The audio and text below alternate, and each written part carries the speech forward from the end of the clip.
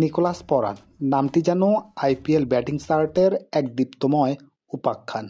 প্রতিটি ম্যাচেই যেন তিনি নতুন করে নিজেকে আবিষ্কার করছেন, নতুন উচ্চতায় পৌঁছে দিচ্ছেন নিজের আগ্রাসী অথচ সৌন্দর্যময় ব্যাটিং টেমপ্লেটকে।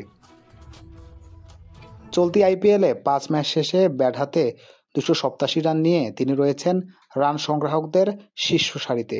প্রতিপক্ষ বোলারদের জন্য হয়ে উঠেছেন দুঃস্বপ্নের নাম।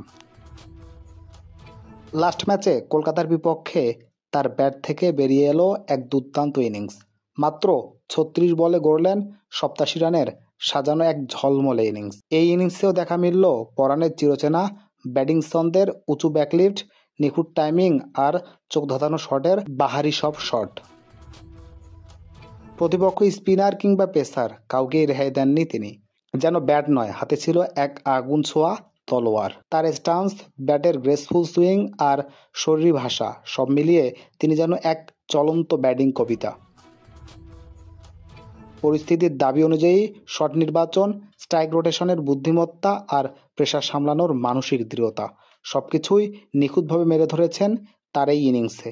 এই ফর্ম যদি বজায় রাখেন তাহলে পরান হতে পারেন আইপিএল 2025-এর সবচেয়ে ভয়ঙ্কর ম্যাচ উইনারদের একজন। শুধু লাফিয়ে ওঠা স্কোরবোর্ড নয়, বরং পরান ক্রিকেট প্রেমিকদের উপহার দিয়েছেন ক্লাস আর কারিশমার এক অপূর্ব সংমিশ্রণ, যা খুব কম ব্যাটসম্যানের মধ্যেই দেখা যায়।